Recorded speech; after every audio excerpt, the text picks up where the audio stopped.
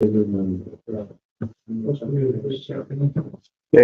Good afternoon, everybody. My name is Jonathan Willie. I'm with the International Cryosphere Climate Initiative, and today it is my pleasure to introduce Paula from EC Mode, who will be discussing today a climate resilient, multifunctional Himalayan landscapes. Paula? Thank you, Jonathan. Good afternoon, everyone. I'm Bhavna Sangwan, Program Officer from EC Mode, and it is my pleasure to welcome you all to the Cryosphere Pavilion. This event today on climate resilient multifunctional Himalayan landscape is jointly organized by EC Mode, International Center for Integrated Mountain Development, and ETRI, Ashoka Trust for Research in Ecology and Environment, India. To begin this program, please allow me to welcome Dr. Gupchika Sharma, climate change and environmental specialist from ECMO, to give her welcome remarks. Thank you so much, Bhavna. And thank you, everyone, for joining us today for this special session. Um, I would like to, just to begin with, in setting the context, I would like to mention that mountains hold, as we all know, a profound significance covering over one-fifth of our planet's land area and hosting approximately one-eighth of the global population. And these majestic landscapes harbor 25% of world's terrestrial biodiversity, encompassing nearly half of the planet's biodiversity hotspots. Now, their multifaceted nature offers a wealth of vital resources such as water, food, energy, biodiversity, minerals, recreational spaces, and of course, flood protection. Hindu Kush Himalaya, HKH, is a cornerstone providing invaluable goods and services to nearly a quarter of humanity. However, it also stands as one of the most vulnerable hotspots to climate change. HKH faces, as we all know, an alarming surge in extreme weather events, rapid loss of biodiversity, changing cryosphere, ecosystem degradation, accelerating disaster risks, and increasing vulnerabilities for the mountain and downstream communities. So, what is our focus today? Our focus today lies in spotlighting the restoration of these multifaceted landscapes and increasing climate resilience. We are here to discuss and identify ways for sustenance and prosperity in the HKH region. On behalf of EC Mode and AD3, I welcome you all to this important discussion aimed at securing a vibrant and sustainable future for the people and the environment of HKH region. Thank you.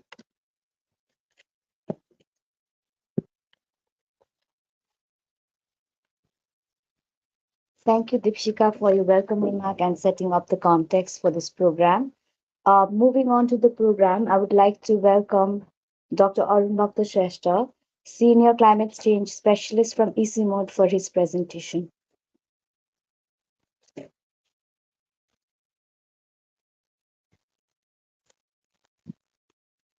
Thank you very much, Bhavna. Welcome to this session. With great pleasure, I would like to, introduce this topic to you, which is on climate change-induced disasters and resilience building, um, and a little bit focusing on cascading impacts and also transboundary aspect. But then to bring in the context, just wanted to highlight a very well-known fact about this region, the Hindu Kush Himalayan region where EC mode works, is a multi-hazard environment. Multiple hazards happen at the same time, often overlapping. Climate change and variability is very strong here, happening very strongly. There is a very strong upstream-downstream linkage. What happens in the upstream does not remain in the upstream, so it transcends to the downstream and often across political boundaries. The connectivity is becoming a very important factor when it comes to disasters. And of course, governance, I think, is very important. Of course, local level government governance, but also the transboundary governance is very important because, as I said, of the connectedness, the upstream downstream connectedness. Um, Going a little bit deeper into the multi-hazard aspect, again here, The information about disasters in the region has been put in terms of number of disaster, number of deaths, and economic losses. Um, of course, this again tells that this region is, impacted by different kinds of hazards, but then some hazards are more important than others. And among all, flood and water-induced disasters are more common, which also we know are related to climate. So with climate changing, with extremes happening, again, water-induced disasters, including floods, are very much likely to increase into the future. And then there are not so much, studies in terms of what is likely to happen to the floods or the extreme in the future, but because those working in this area know that, projecting extremes is very, very difficult. But from what information we have, including the one I am showing here, shows that the flood intensity in the future are likely to intensify. And this study actually suggests that the 50-year return period flood is at least likely to double by the end of the century, indicating increase in the flood. Now, I will run through a few disaster, events, which really captured our attention, like the one in Chamoli flood in Uttarakhand 2021. Of course, the downstream impacts, including impact on infrastructure like hydropower, is very much there.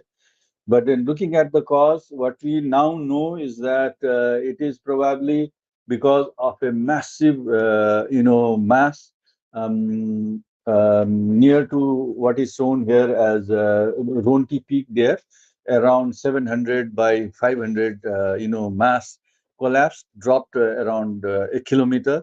And that impact actually, created a heat that, melted the snow and created the flood, right? Very, very difficult to, kind of think of what has happened, right? So that is one.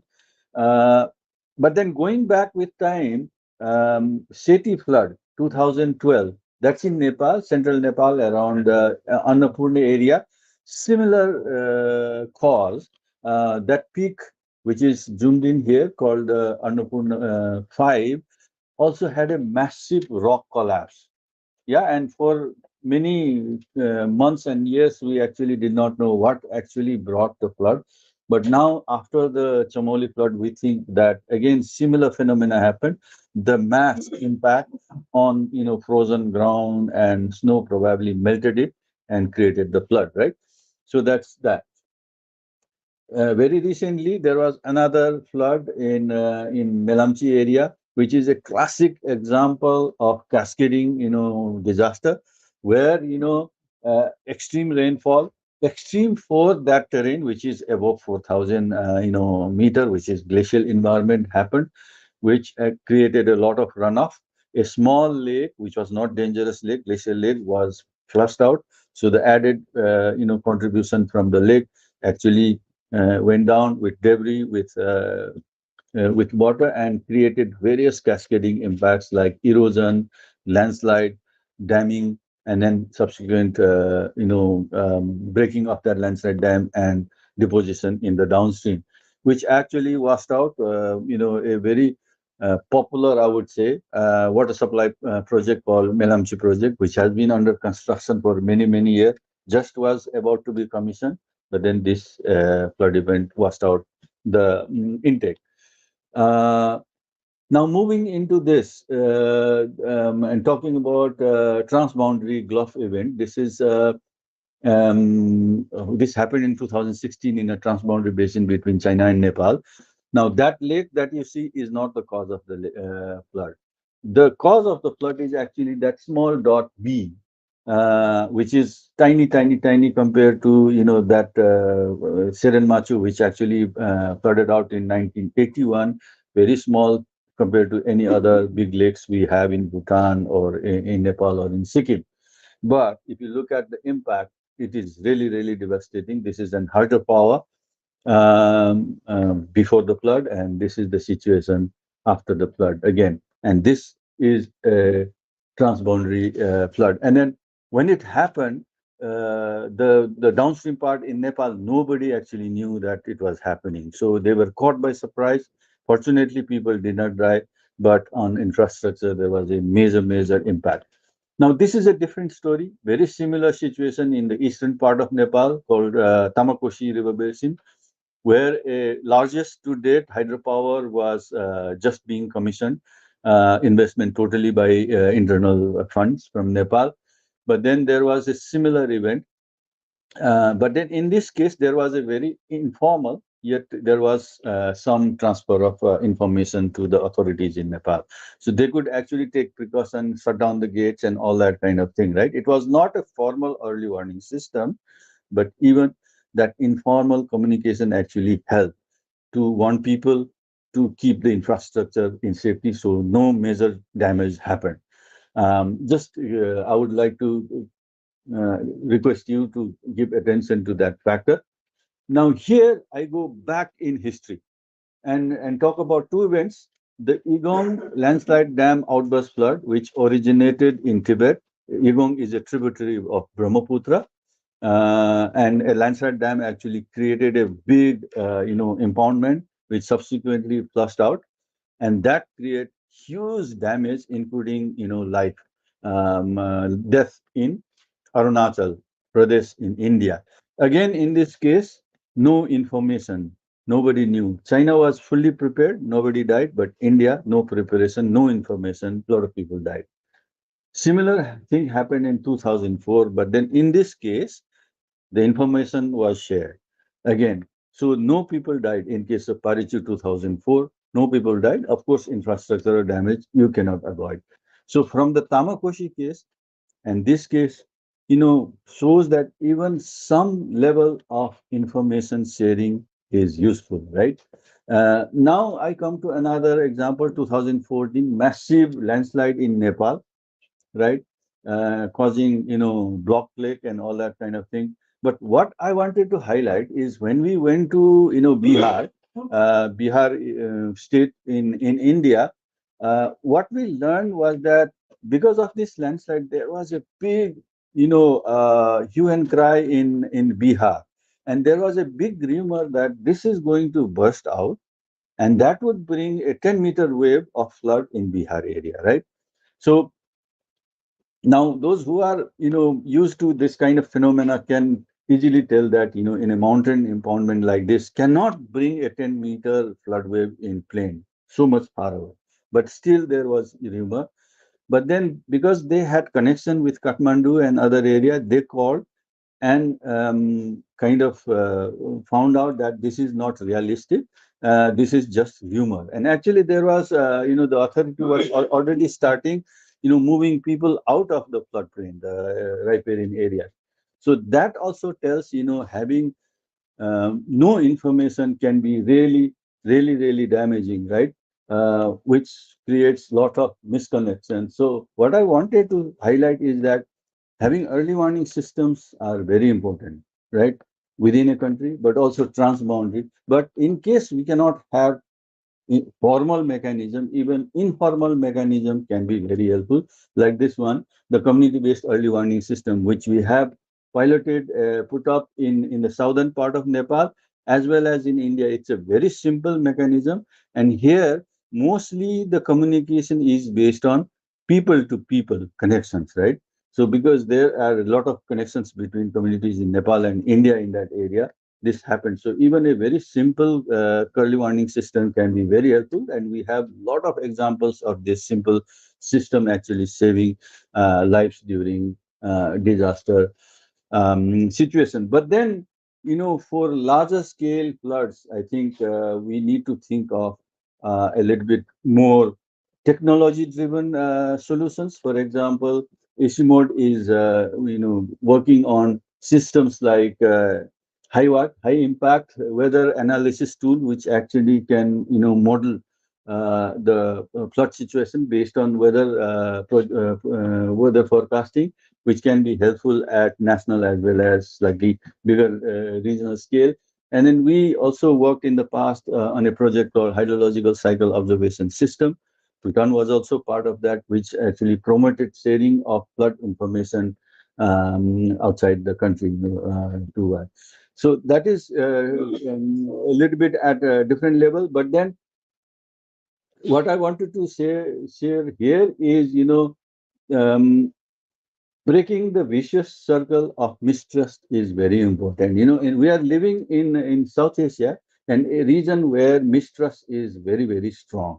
And that mistrust actually give rise to misconception and a lot of geophysical sensitivity. Geophysical sensitivity inhibits collaboration, right? If you do not have collaboration, you do not have complete understanding of what is happening, including the disaster-related information, which creates positive feedback, creates misconceptions, sensitivity, etc. So that is what I call the vicious circle of mistrust. It needs to be broken. That chain needs to be broken at some point. And what we think the way to do it is through, dialogues, discussions, scientific sharing.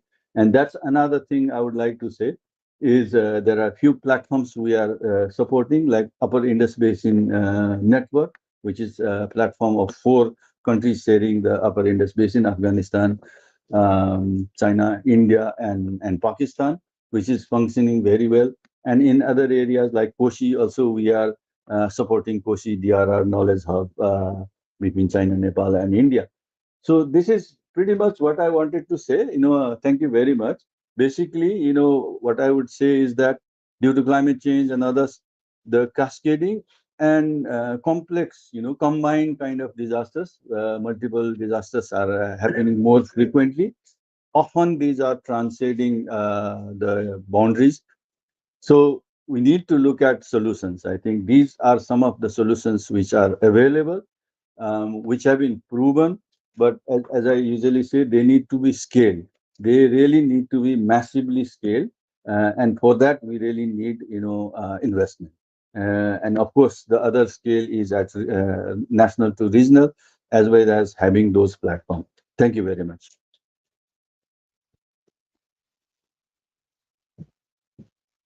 Thank you, Dr. Arun, for your presentation and for highlighting the key issues in the HKH and also the need to understand and respond to cascading impacts of the climate induced disaster in the HKH. Now, I would like to invite Dr. Eklavya Sharma, Strategic Advisor, Distinguished Fellow from ATRI, to give his presentation.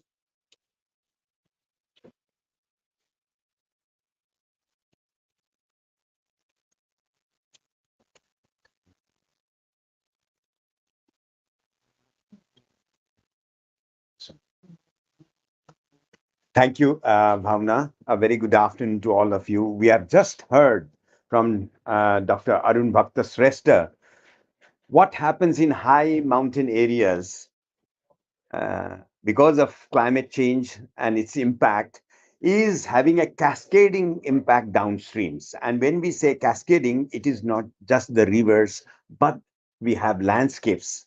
And those landscapes are multifunctional landscapes. So one big impact generates huge disasters downstream. So this is something very important for us to understand and bring the bigger perspective of transboundary nature of the impact that we see in the 12 river basins that was mentioned here.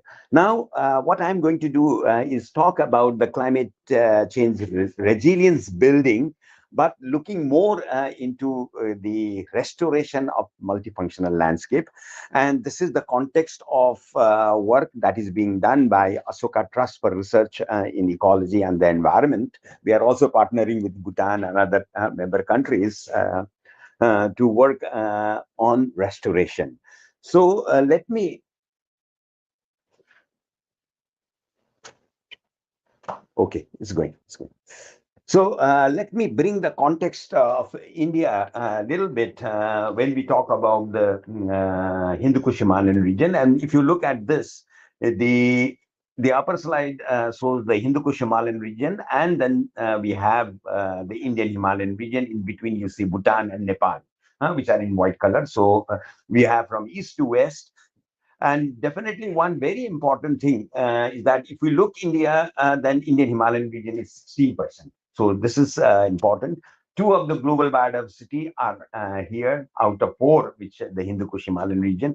60% of India's endemic species are actually in the Indian Himalayan region.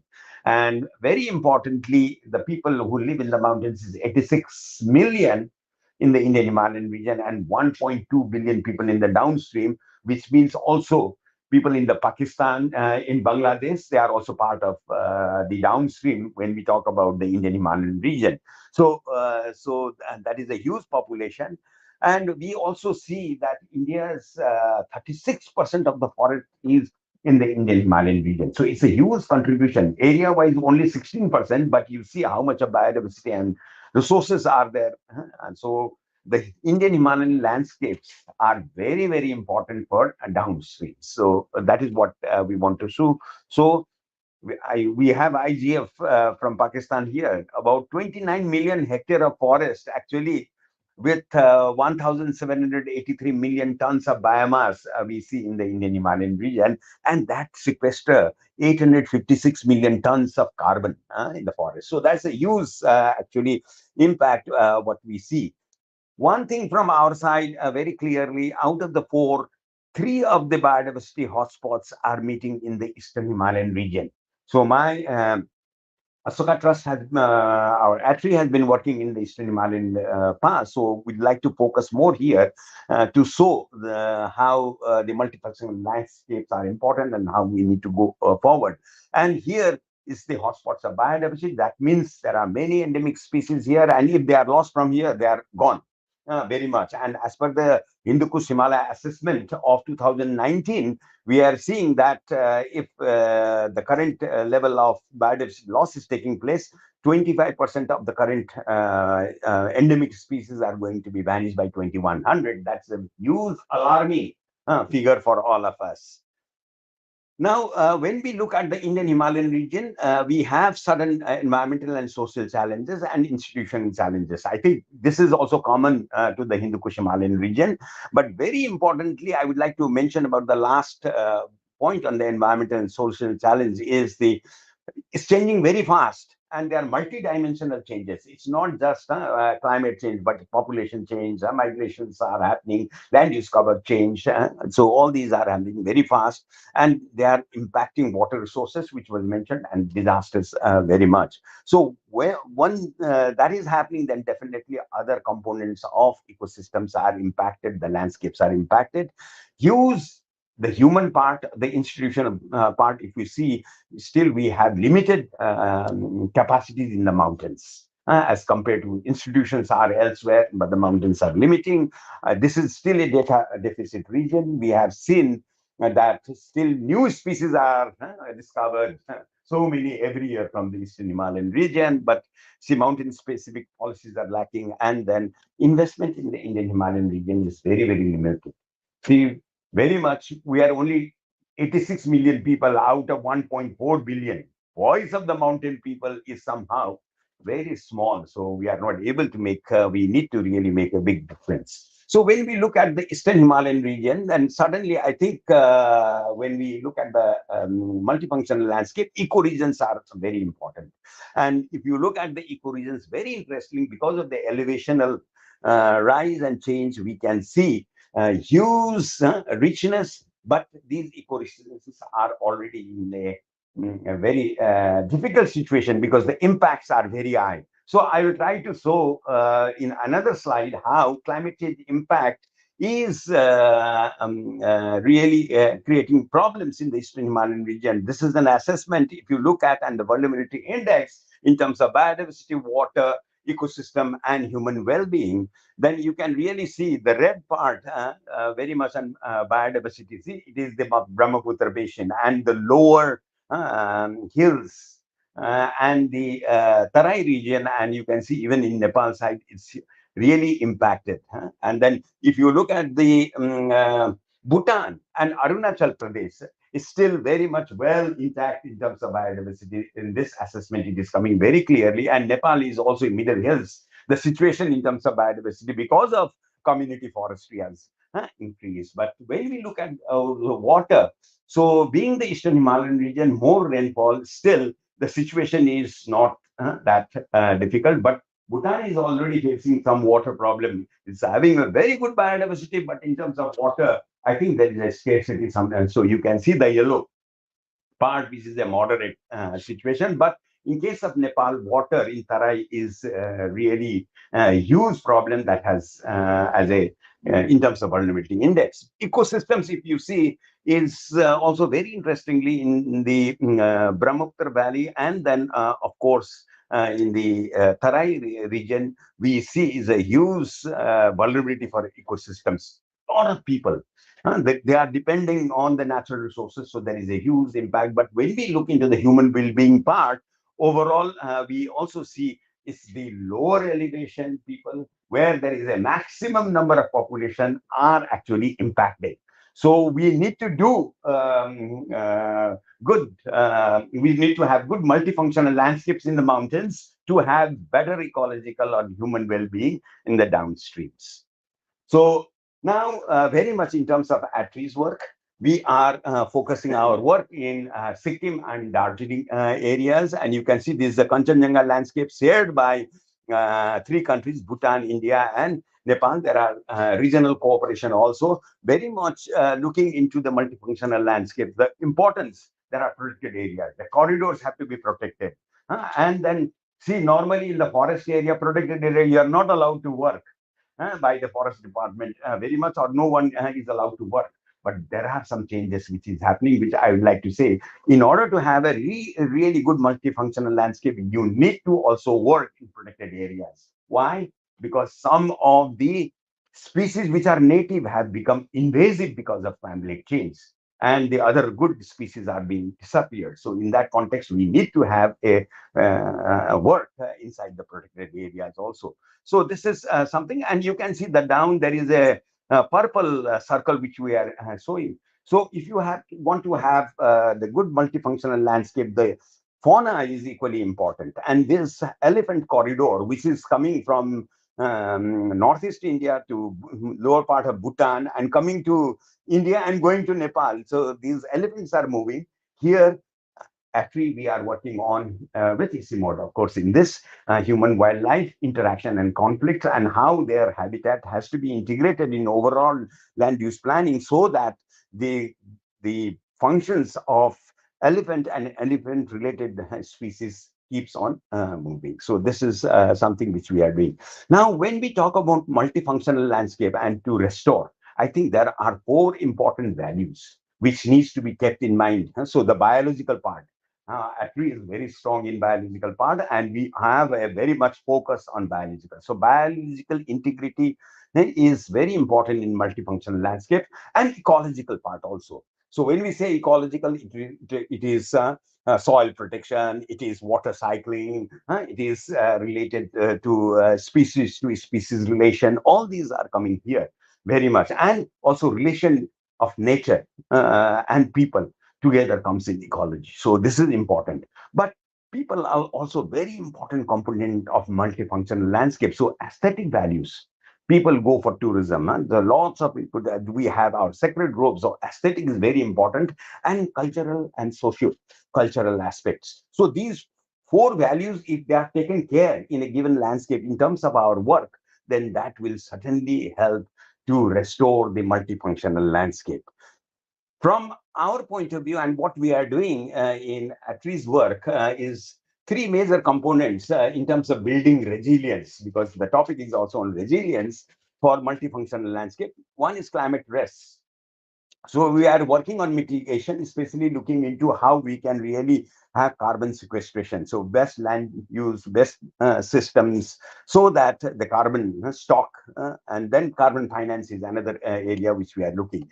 Adaptive approaches and practices. So there are many adaptive approaches and practices which needs to be really looked into if we want to have climate risk to be taken into consideration. And the last one, which is very, very critical and important, which we are going to have another session today, is on clean energy options and wide use of that. So unfortunately, India is doing very good in terms of energy transition, all those we are seeing, but in the mountains, somehow it is still very, very limited. We need to really improve here. Then building capacities, if you look at, so what we want to do for multifunctional landscape. So climate services, we want to build capacity of institutions, non-governmental organizations, then monitoring skill of technical institutions as well as the community institutions, then forecasting. When we say forecasting, that is in near term, but I think also looking into long terms of really doing the scenario building as we move for the institution scenario. After 10 years or 15 years, what will happen to this landscape if tourism is going to increase? Something like that, scenario development, and then based on that, do planning and then move forward. Early warning systems, which was mentioned earlier, then preparedness for all of this. And then definitely the landscapes are managed by communities. So community outreach is going to be a critical factor when we talk about partnership. Then, of course, government, private sector, business, then research institutions and communities, NGOs, all we come within that. Then community based practices is also which is very important. Then integrating science with policy and practice. This is very critical and important when we think of multifunctional landscapes. And then we need investment on future climate leaders. And Ashoka Trust for Research in Ecology, we have academy and we have students, PhDs as well as master's level. So this is really a very important forte for us to invest on this. And then finally, this is my last slide, but I think this is a very important slide in terms of our restoration work. So it is easy to say restoration, exactly what we are doing. So we are trying to enhance area under conservation. This is number one. And number two is we also want to protect key indicator species in the landscape. And in doing that, very much looking into protected areas. So assisted natural regeneration. We are also looking into the corridor connectivity. You must have seen in Kanchenjunga, there are 19 protected areas, but they are not linked, fragmented. In the context of climate change, species shift, which was mentioned earlier in another session. How the species have to be given space. So suddenly we would like to do this. Both community and government forest management. So this will mostly happen in the corridor area, and very much we are very happy in the West Bengal Forest Department. Normally, people are not allowed to enter to the forest, protected areas. There now we are collaborating and working inside the protected area, wildlife sanctuary. Can you imagine? So this is the need that has been realized now if we want to move. Then we have high altitude areas, so conservation and management of rangeland and wetland conservation. Wetlands are the I think storages, natural storages for groundwater recharge and also for flood management. So that is what needs to be really built, and we are focusing on that. Then oak forest rejuvenation. Oak is a climax species in a given forest, and oak is no more regenerating. In that context, if we are able to regenerate oak, number of associated species are also going to be part of that ecosystem. So it's going to be a holistic, multifunctional component in terms of forest. That is the idea. Then controlling invasive species in forest restoration. One is the invasive species, exotic coming from outside, which we do have many of them, but now many of the native species are also becoming invasive because of the climate change. So other species are not performing, so that is the danger. And then, of course, in the corridor areas, agroforestry, climate smart agriculture. Then we have heard yesterday in India Pavilion, some of us were there, about springside and water management. I think that is very, very critical. And we are talking about very large number of springs in the so in the restoration, springs can be used for forest, springs can be used for agriculture, it can be also used for downstream if we know the flows and the contribution from the springs in the river flows. So this is the idea. And finally, also looking into human wildlife conflict. So for multifunctional landscape, I think in addition to what Dr. Arun presented, what happens in the mountain, cascading impacts below, but all the other landscape downstream need to be managed simultaneously so that such impacts can be also absorbed as we move down. So with this, thank you very much.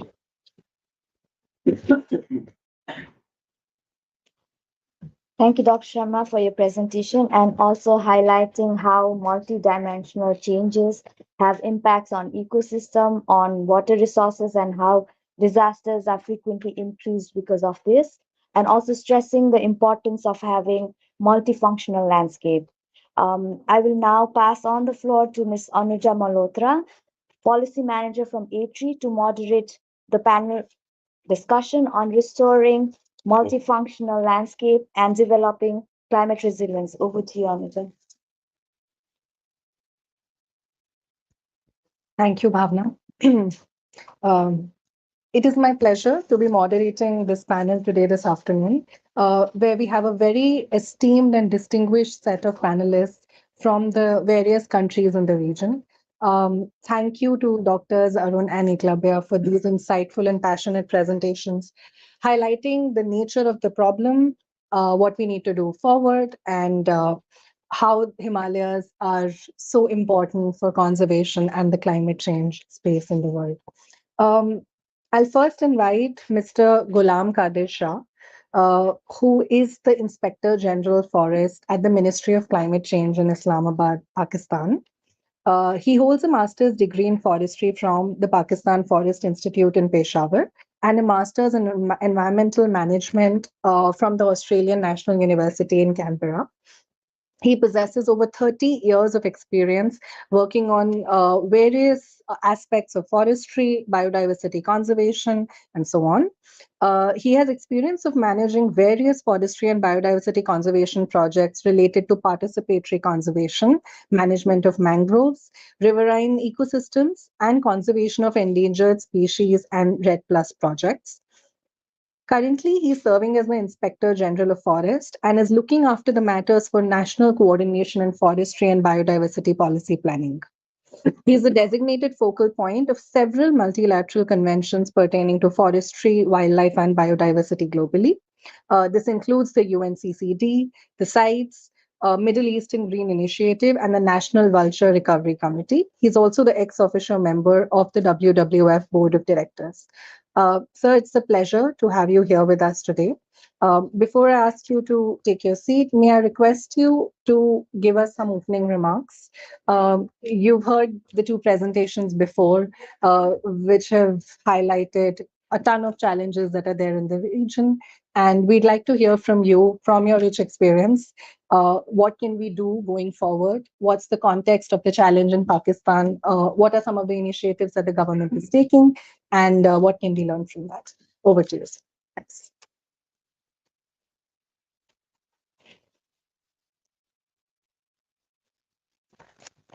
Thank you very much for this introduction. And first of all, I would like to thank EC Mode for extending this invitation to me and for attending this very important event. I also have heard the two presentation by the previous speakers who have set the context and indicated the linkages of multifunctional landscapes and how these are linked to one another. I think the situation, as was mentioned by a previous speaker, is almost similar in every context of the mountainous countries. And there was a mention of linkages, upstream and downstream linkages, which is, I think, very important for us to understand, and particularly very important for the countries like Pakistan. Anything happening in mountains has impact in the coast. Mountains are basically the source of water. Pakistan's entire economy is based on Indus River. So if anything happens to and the major source of the water to Indus is from these glaciers that are there in the mountains. They gradually melt and then the water comes downstream. Uh, Climate change is real. Science has, informed us, and vulnerabilities are different. But though, the countries like Pakistan and, some other developing countries, our contribution to greenhouse gases is less than minimal. But yet we are, most vulnerable. Pakistan faced, last year Pakistan faced severe floods in 2022. Almost one third of the country was underwater, and we did not experience this kind of situation before. Uh, for last 3 years, we have been facing consequent consecutive, extreme events in the form of heat waves, temperature rising to almost 53 degrees Celsius in some of the country cities, and also forest fire. And we faced forest fires last year, and that was associated with the drought.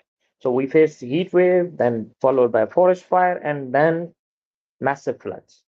So you can see within the same year we faced multiple, hazards, as was mentioned by the previous speaker. And in last, floods, we faced almost 8% of our GDP was lost because of the economic losses. The people were displaced, and 33 million people were affected by those floods. In mountain areas, we have glaciers like other countries. Almost there are 7,000 glaciers in the mountain region of Pakistan, and there are more than 3,000 glacial lakes that also occur in those regions. Some of these are most vulnerable, particularly we to glacial, lake outbursts, which are now happening very frequently because of increasing melting of glaciers and increasing temperature. So we face these glaciers, and when these glaciers, the tons of this ice comes down, and everything that comes in its way, it's almost washed away. So we are implementing a project which is called Glacial Lake Outburst Flood Project. Two projects, basically building resilience to how to mitigate impacts of these disasters. And under that project, we are working with the communities. There are multiple departments who are working. And map department is also working on establishing early warning systems, weather forecast. Some community-based ecosystem adaptation works are also going on, and we are basically doing vulnerability and risk assessment to identify the areas which are most vulnerable to these lake outbursts. Uh, Educating and making communities aware to actually get off from those vulnerable areas, and so that their lives and properties could be safe. Like many other countries, these areas also rich in biodiversity in Pakistan. So, as was mentioned by a colleague from India, that 36% of forest lies in mountain. Pakistan's 40% of forest lies in this mountain area, HKH region. We have some of, I think, very important and iconic flagship species like snow leopards, in, which are again occurring in these areas. Many species of ungulates are there. So anything happens to these ecosystems has not only impact on the economy, right from mountains to downstream to the coast. for us, even mangroves are very important, and mangroves thrive on fresh water. So there should be some quantity of fresh water flowing to the delta, and because of the changes that have occurred over the time. Previously, we had 8 species of mangrove found in the delta region, but now 4 are gone. So only 4 are left, and of these 4, Abyssinia is the predominant because it's more salt tolerant, so salinity has increased. So any freshwater flows into the mount in the coastal area, it has impact on mangrove, all the river ecosystems, riverine forests. We have a riverine forest like Tarai in Nepal. We have riverine forests on both sides of river Indus, which are again very important for not only for forestry uses, but also for biodiversity purposes. A lot of fish in river. So any reduction in flows in the river because of these climate related events had impact on the entire stretch of the river. So we have been doing some other restoration work, like particularly there's one program which is called Green Pakistan program. It's a national domestic funded program. It targets 10 billion plants, planting of 10 billion plants by 2030. And so far we have surpassed 2 billion 2 billion plants target, but we are continuing it, and it's all through domestic funding. We have also established a network of protected areas, including so many protected areas in the mountain regions, particularly where these are, very important endemic species. We are also collaborating with the FAO as well as, some other regional countries, particularly on creating a mountain partnership. I am sure you would also be part of that mountain partnership. So we are part of that, and we are implementing one project with support from FAO. University of La Spinza, Italy, is also part of that implementation support. Together with Afghanistan, Nepal, I think Albania, and Kyrgyzstan is also part of that initiative. So under that even project, we are doing vulnerability assessment of these areas and how we can do better planning and reduce the risks to the people and ecosystems. So I think there are multiple ecosystem services that are linked to these multi-dimensional landscape that was mentioned by Dr. Sharma. But problem with us is that normally we don't have information or understanding of the values of these ecosystems. That's, I think, the problem. So when it comes to the policy making, priorities, resources are not allocated in the same way as it is done for the other particularly hardcore engineering structures, because many of ecosystems services are invisible, which we cannot see. We did recently an assessment of ecosystem services. So normally in our national accounts, if we we do accounting of forestry, contribution of forestry to GDP, is reflected as 1% of less than 1% of GDP. But when we accounted for all the ecosystem services, the known ecosystems, not all, but at least all the potential ones that we calculated. So the combined value of those ecosystem services was 11.4% of GDP, against the 1% which is traditionally reflected because of all the marketable.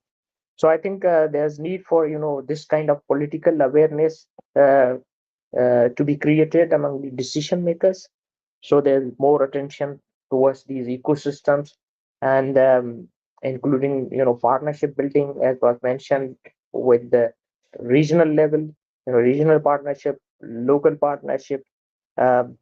These are very important because future lies in these partnerships, and we need to work together to for a better world for now, our current as well as our future generations. So I think I will have to stop here because of time, and then we can have further discussion during the thank you.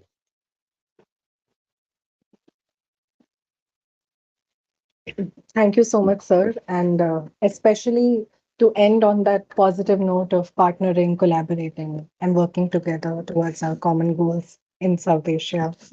Um, Next, I would like to invite Dr. Rajan Bhattarai from the government of Nepal. He started his career as an irrigation engineer in the Department of Water Resources in the government of Nepal in 2006. Since then, he has worked as a senior divisional engineer in the same department. During his long professional career, he has had a lot of experience leading projects, various irrigation projects in Nepal. Currently, he works as the Deputy Director General in the Department of Hydrology in the government of Nepal. He is also the hydrological advisor for Nepal in the World Meteorological Organization. He is involved in a lot of research activities, particularly in the field of flood hydrology. He has received several awards and fellowships, and his core area of research, interest, and expertise is in multidisciplinary water resources planning and management. He has received a bachelor's in engineering and a master's in water resource engineering from Nepal, and a PhD in civil engineering from the prestigious Tokyo University in Japan. Sir, I'd like to invite you for your remarks. Since we've all been talking about how rapid development, infrastructure development, and lack of planning and ecological sense in these ecologically sensitive areas, what are some of your thoughts about how we need to bring in planning, engineering, and water into the argument when we think about Himalayas? Thank you very much, distinguished panelists and all the dignitaries from the different countries. It's my pleasure to be here and to share some thoughts about the Himalayas ecosystems and Himalayas landscaping. So thank you, and very nice presentations by Arun sir and sir. So yeah, we have. I mean, we already know that the Himalayan in the South Asia is the which is the which also called the water tower, is the fresh water reservoir. I like to talk it as a fresh water reservoir. And if we or if we lost this reservoir, what happens to the billions of the peoples living downstream? So as Arun sir mentioned about so many things about the floods, so I don't want to go through those type of the events that we are already facing. The glacier lake outburst first, landslide break outburst first, and its impacts to so many development activities that we are facing in Nepal. But I'm quite curious sometimes. Yeah, as he said that I have gained my expertise in the floods. But what happens if all the glaciers are dried up after 50 years? Because if we cannot maintain 1.5 degree that is here, below that, then even if we reach there, we lost the 50% of the glaciers. Many reports said that. So our development and our priorities for the short term, medium term, and long term, we should think about in all the links between these three parts. For my feelings, if we go to the short terms or even the medium terms, then these disasters like the glacier lakes are forming, and we have already experienced so many disasters due to the glacier lakes outburst, and also the landslide dam outburst.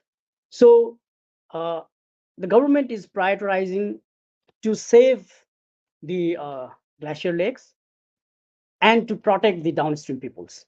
So I just want to mention that we already did some works as a good example in Nepal. For example, like the Chorolpa glacier lakes, we make it more resilient and protective. And also, we recently we have concluded the finished the works in Imja, which also have a very high risks. And so these are long term and the short terms policies that we are intervening for the glaciers, but we should think about the drying up of glaciers as well. If we cannot, protect as your presentations, I have seen that there are so many ways to adopt and to be more resilient. So those practices is very important to save our glaciers in the Himalayas. So but still, the 2019, about 20 potentially dangerous glacier lakes are there. As a in one forum, I said that, oh, it's like a time bomb, just burst and millions of people die once. So it's like a bomb over there in the Himalayas. So we should think about to manage those the bombs, to diffuse those bombs. So we also have a request for the funding to the GCF for the 4 more gloves to be for the protections and what we did for previously. I hope the GCF will approve very soon. So but still we have 15 more such type of glacier lakes where we have to work. And another things, when I do the research in the field of the these glaciers and Himalayas, our scientific knowledge is also sometimes there is a gaps because of the very less informations, particularly to the glaciers and snow melts. And we need to have a very robust scientific evidence, scientific knowledge. That should ICIMOD is working on that field, and it's very nice to work together as a government with the organization like ICIMOD to have the very good research activities over there. But still, our people should, most of the times we learn the literatures from the outside, but we should have a very good in-depth knowledge about what's really happening over there. So that is the gap that we need to address. And also as Arun sir mentioned about the early warning system and transboundary issues, so that is very critical.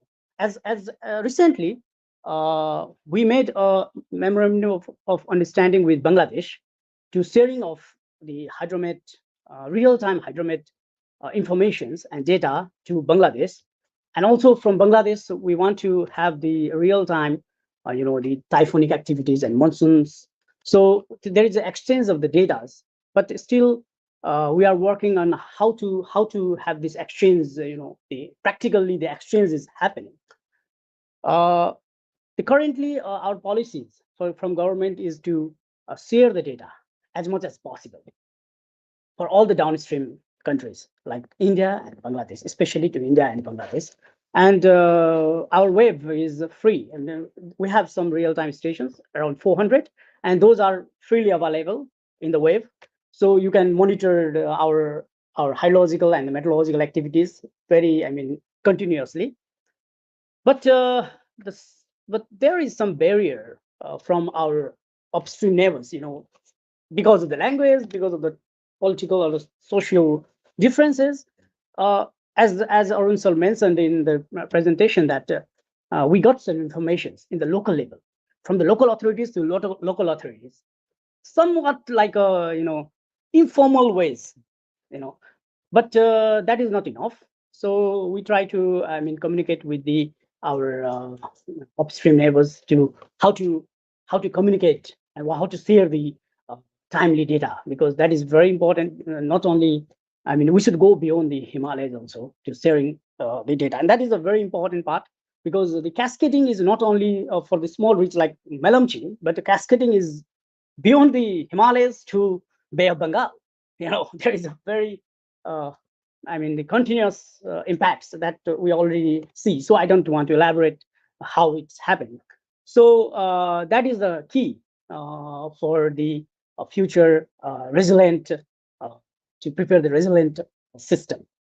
And also our development activities, as she mentioned that nowadays, the rivers are key for the development. The highways are going along the rivers. The hydropowers are developing along the rivers, right? And the many urban centers are also in the along the rivers. So these developments should be done in the very well integrated manner of different streams in the government. That is somewhat missing in our policy. So if we make some integrated ways of development, what happens in the upstreams or whatever is in the downstreams, that will make more resilient. So those are my thoughts for now. So we will have some discussions more. But unfortunately, due to another event in 3:30, I may leave at 3:15 here. So please allow me. I'm sorry for not to have full time, but it's very nice to share my thoughts. Thank you very much.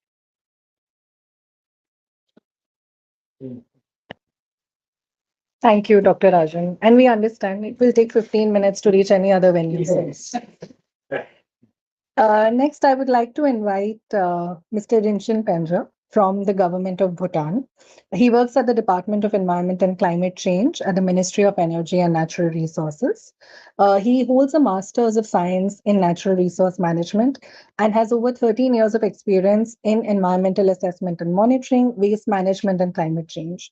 He has also been engaged in the formulation of various environmental legislations in Bhutan, including the climate policy, the national GHG inventory, and so on. Mr. Pendra, thank you. And we hope to hear from you about the context of Bhutan and your thoughts on regional cooperation.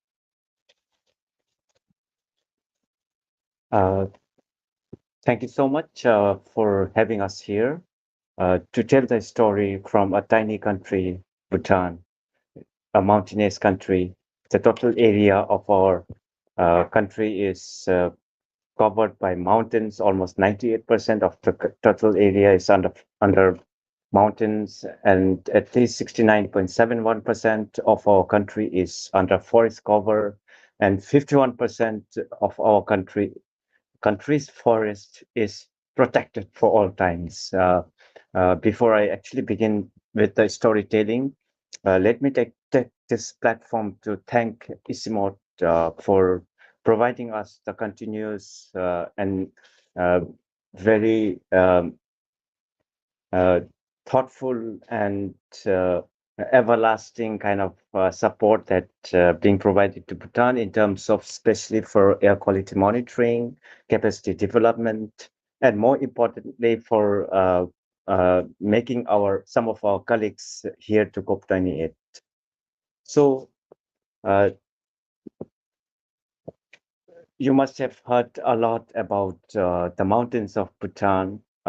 If we compare our information and data, because of our size, our small size, just about 0.7 million people living there, it's not alarming, but for for us, it is something very alarming, and that it's something worrisome that we always think of it. So we have around 567 glacier lakes in our mountains, and 17 of them are potentially dangerous. It can burst anytime. So, but by area wise, 1.6% of our total area is covered by glacier.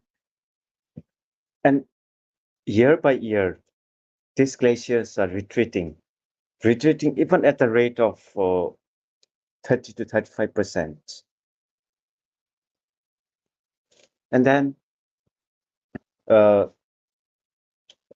this retreating of small and large glaciers are also retreating in different rate. And also, when we look at the aerial shrinkage of those glaciers in our country, the shrinkage is happening at the rate of 30 to 35 percent, or in a percentage, it goes up to 25 percentage in a decade. It happened in a decade. And the experts have concluded that the glaciers are melting because of the rising temperature, because of the climate change. And then we are facing very frequently the floods, all from the melting of glaciers triggered by rising temperature. And it happened in 1994. That was the most dangerous flood happened in the history of Bhutan in 1994. It took away the lives of at least 21 people. And then it incurred several millions of the damage to the property. And then back in 2014, 2015, the minor flood has happened because of the glacier melt. And in 2019, a minor one happened. And just recently in October 2023, it happened because of the avalanche. And then at least about 2 million cubic meters of water was pushed down and had to rush along one of our river systems. So, and then if that glacier lake is the most dangerous one, that the one I was talking about, it is called Totorme Lake.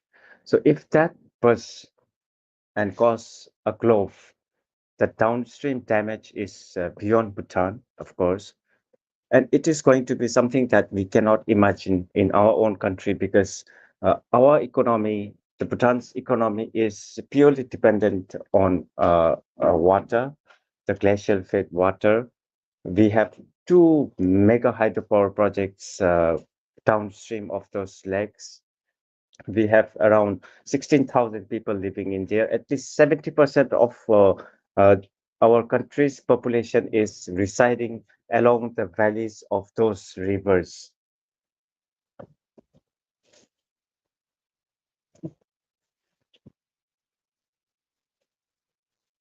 Okay. So in terms of way forward, we have plans and programs for the 13th 5-year plan, which is going to commence from in about 2 to 3 months. So we are looking into construction of 24/7 national weather and flood warning center, including early warning systems, and also to enhance the weather and climate service in our country. So for now, I will end here. Yeah. Thank you, sir, and especially for laying out the urgency of this discussion and why prompt action is necessary. Next, I would like to invite our final speaker on the panel, Dr. Vishwas Chitale, who is the Senior Program Lead at the Council of Energy, Environment and Water, CEEW in India. He leads the climate resilience team at the Council. His work focuses on assessing risks and building resilience. He has over 15 years of experience in developing and implementing digital solutions for climate change risk reduction and resilience building in various Asian countries. Before joining the CEW, he was leading the artificial intelligence program at the German Development Corporation, GIZ in New Delhi, where he worked on artificial intelligence for climate action in collaboration with the government of India. He has also worked at the EC Mod in Kathmandu, Nepal for 8 years. He was also a member of the Niti Aayog's working group on the Indian Himalayan region, which focused on current gaps and challenges in data and information for informed decision making. Dr. Chitrika, first.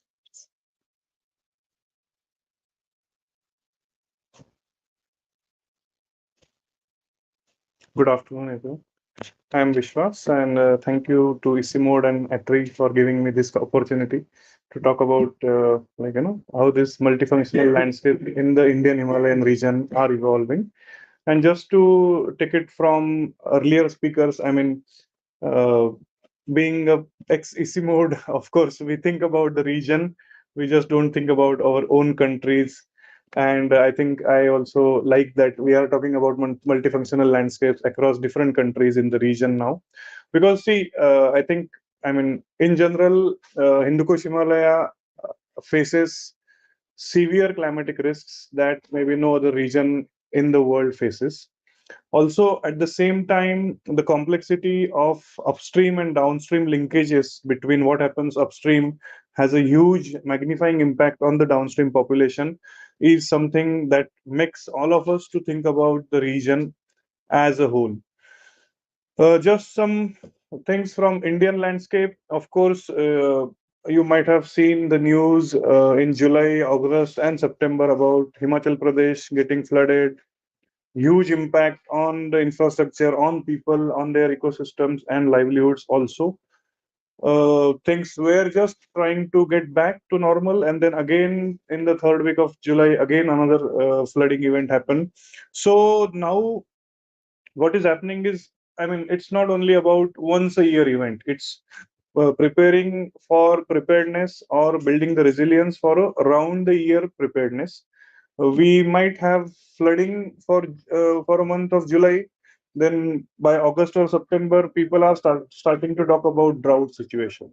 This year, in general, we have seen that the Indian monsoon has not performed that well compared to the past years, and we are doing some study at CW on Indian monsoon and its variability across past 5 decades. What we have seen is in the Indo-Gangetic belt, which is like the bread basket of India, and also a lot of things are exported to the other countries also. We see that the variability in the June, July, August, September, the typical we say northwest monsoon, southwest monsoon, is very high. There is a lot of up and down in the rainfall that is being seen in June. The rain already starts pretty late. In July, it goes to peak. In August, it's come down, and by September, then hardly there is any rainfall. But also, what we are seeing is the shift of monsoon towards October, November, December season. Northeast monsoon brings a bit of sigh of relief, but we will have to adjust to this new cycle of monsoon with adjusting our cropping calendars.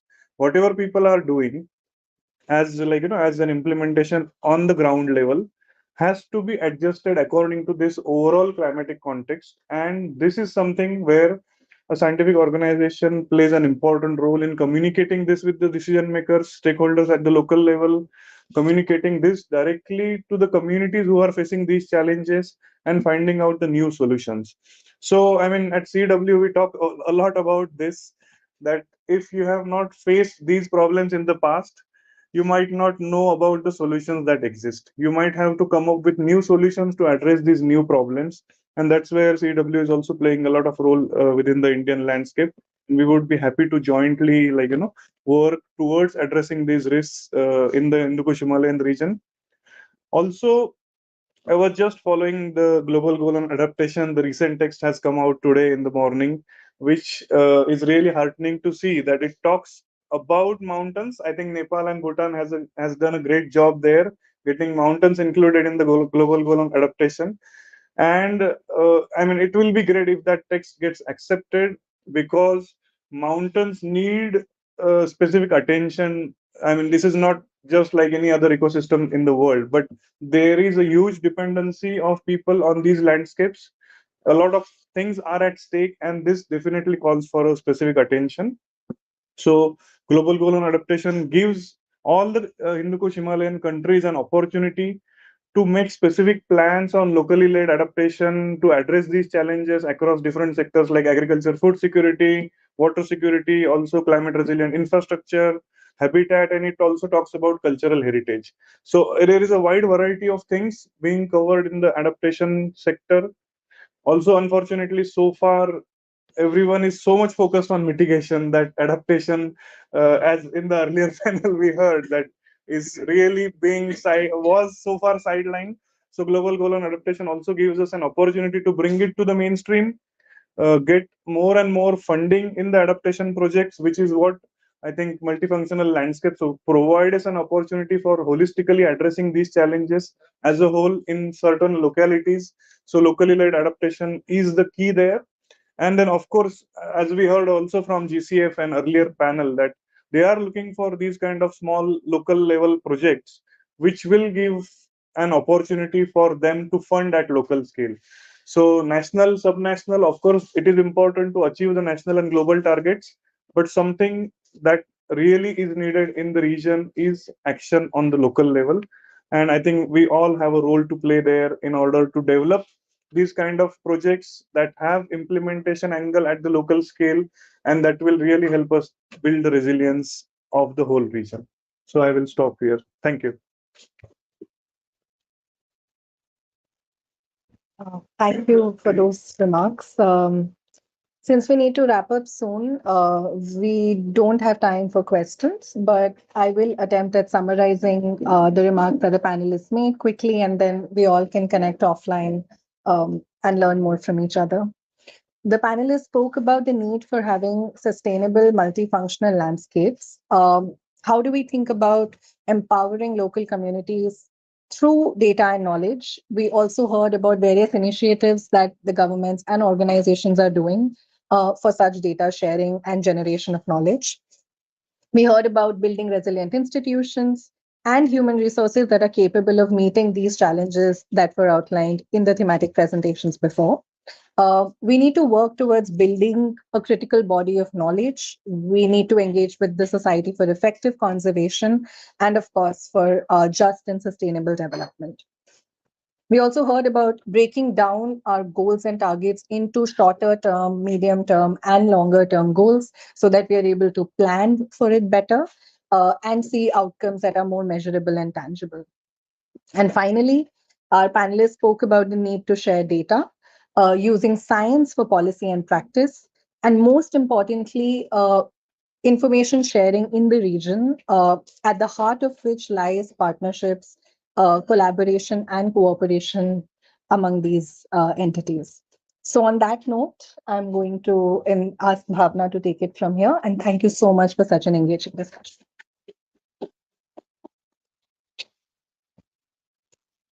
Thank you, Anuja, for moderating this session and also summarizing the panel discussion. Thank you, panelists, for your time and also sharing your reflection on the previous presentations and also sharing the major challenges from their respective countries. Now we've come to the end of the program. So to conclude this, I would like to call Dr. Prem Kanel, Chief Policy Advisor from ECMO, to give his concluding remarks.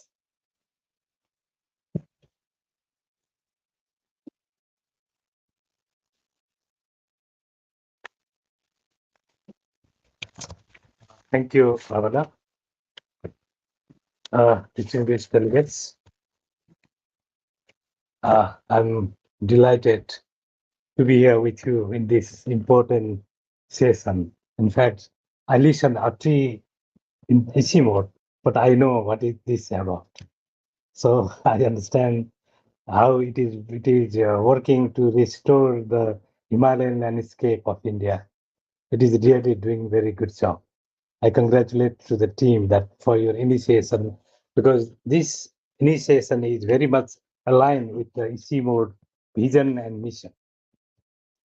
Of course, India is one of the member country of ECMOD. We are doing the same tasks or works to build the Himalayan mountain region resilient. So we are working the same work. So thank you very much for that. And also, ATRI is the partner of ECMOD. Yes, we have done the MOU. Yeah, yeah, already. So we are very much partner and working together for the common goal. So thank you very much for that. And so I listened to thematic presentation and also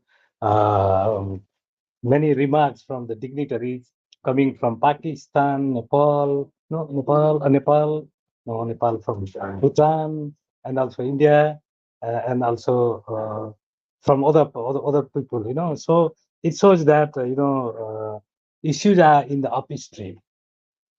Issues impact of climate change is more on mountain than the impact is in the downstream. So that is the key message that I realize. So for that, we need to restore or we need to do something there in the mountain. So integrated landscape management is the best model. Integrated landscape management that look after the land, water, people, biodiversity, socio-cultural, like Reclamation mentioned on value of landscape. So all the dimension, all the component have to be integrated in the planning process. So this is the holistic planning process, and also so that we can address the key agenda of landscape. So that is what I understand, and also from the remarks received from many countries shows that there are a number of issues in the country and country's context. Many are common. Many issues are common in the countries, but issues are different. For example, in Pakistan, more than 8% last flood, devastated more than 8% of gross domestic product of the country. That is huge.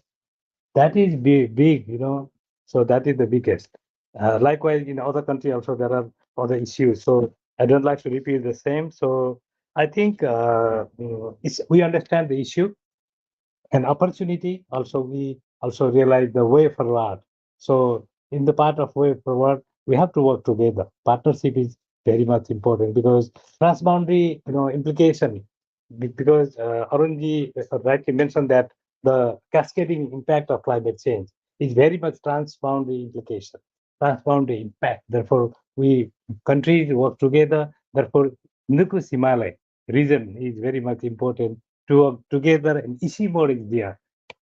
Integrated Center for Mountain Development, ICMOD is there to support and to facilitate the regional member countries, to coordinate the regional member countries, to build the partnership among the regional member countries, because this is very intergovernmental organization. We are also working on data. Data gap is very a big gap, big issue of the region. For example, if there is the drought or a flood, for example, then if we have the mechanism to share the data from upstream to downstream, that helps to protect the people's life and also other asset. So that is one of the way that ECMOD can support. So ECMOD is looking to to formulate the regional level strategy to address such kinds of issues. So I think these are some of the way of working together. So let us work together, and ECMOD is there to facilitate and to support you. Thank you very much for organizing this important climate resilient multifunctional Himalayan landscape event. So I thank you all for your participation. Thank you.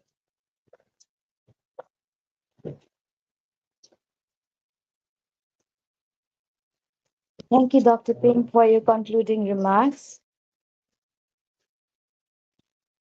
On behalf of ECMOD and A3, I would like to thank each one of you for your time and participation. Before we end this program formally, we would like to call our panelists and also everyone to the floor for a group picture. Thank you.